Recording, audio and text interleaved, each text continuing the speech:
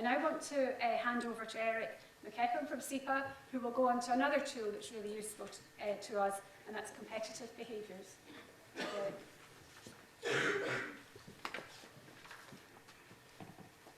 Thank you, Lorna, and good afternoon, ladies and gentlemen.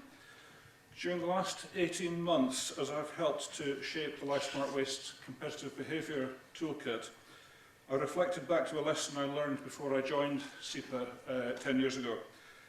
I previously spent over 20 years in the competitive and regulated telecommunications industry, and in 1998 I was asked to form and manage a competitive action team whose mission we successfully delivered on in 12 months to deliver a range of competitive intelligence products which enabled our colleagues within that company to successfully defend and grow a £300 million per annum revenue stream in one of those business units.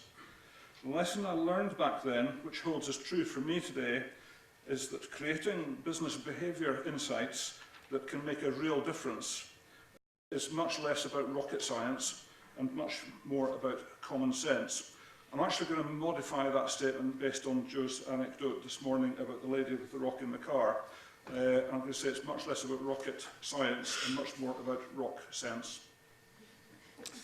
So I'm now going to share with you a summary overview of the Life Smart Waste Competitive Behaviour Toolkit, if the slides do what they should.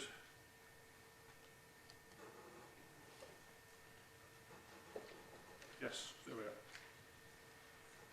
are. Now, the Competitive Behaviour Toolkit does not sit in isolation. We've designed it to integrate in with other toolkits in the Life Smart Waste framework.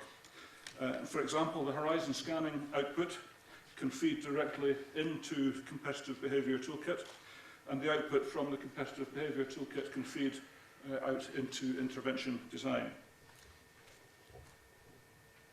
And onto the toolkit itself.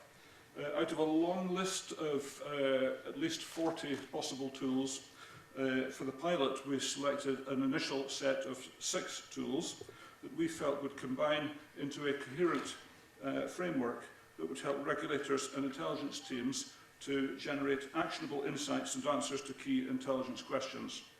Now, the individual tools that are listed up here are all well established in the world of business and industry. Most of them are taught on any good business master's course. You will, I'm sure, recognise at least most, if not all, of the tools in that circle.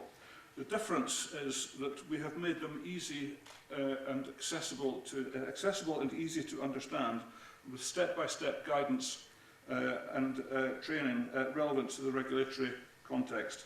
And we've developed training material on how to build up these skills. The toolkit is being used by individual analysts and also in groups including domain subject matter experts. It's been used face-to-face, and we're successfully using it between remote dispersed locations and teams with the help of multimedia teleconferencing. So distance is not a barrier. It's a social and collaborative activity, as well as a deep thinking in a padded cell activity. And you can use just one of the tools, you can use any combination of them in any sequence, or you can use all of them, depending on the situation and the task at hand that you're trying to address, resolving them. The toolkit works well when you invest time at the beginning to frame that key question that you need to investigate. We plan to add more tools to this modular kit as the need arises, and you're very welcome to add your own tools in as you find what works well for you. Now, just briefly, this flowchart here has two loops of continuous improvement. It clearly resembles a well-established national intelligence model. So the toolkit fits in well with established intelligence practices. Use of the tools is an iterative process, and you can go around the inner loop as many times as you need until you're satisfied that you have answered the key question as best as possible. Moving swiftly on. We've also provided a simple and plain English tool selection framework, and this helps analysts and practitioners to select which tool they should use for particular tasks. The first one, simple systems modelling tool, is very, very powerful in its simplicity, and it underpins all the other tools. On to my last slide here. Lastly, here are some examples of key questions that we have explored and are exploring with the toolkit in the areas of waste brokers, illegal tyres, aquaculture, and also shipbreaking. And what I was going to say next, yes, we find that sometimes the key question evolves and sharpens as we go through iterations of applying the tools, and as new insights emerge to fill gaps in our understanding. The businesses that we regulate are fluent in use of these types of tools for their own purposes, and for less legitimate organisations, they don't necessarily document that they're using these tools, but this type of thinking is second nature, even if it's invisible to us. Our hope is that colleagues in this community will embrace this toolkit and intelligence-led way of systems thinking into business as usual. The last point I'll close on is that in the shipbreaking parallel workshop tomorrow, I will go into a bit more depth on how we take this kind of toolkit applied to that challenging key question and go all the way through to developing a blueprint for action to resolve the issue. Thank you very much.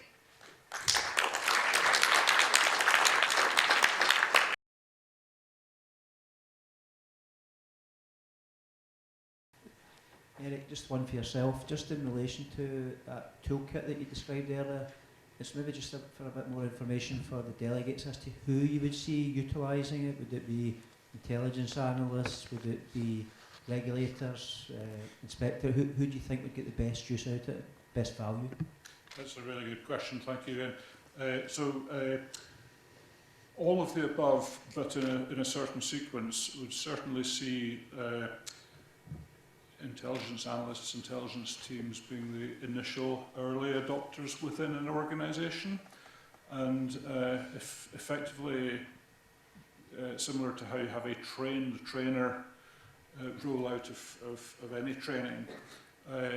Initially, we would see the intelligence analysts and practitioners being the early users, started to use them in groups with other people towards the frontline regulation area, and then eventually, as those people become more comfortable and proficient in seeing how the tools are used by somebody else, then eventually, hopefully, frontline people will be able to embed it into their day job, their way of thinking.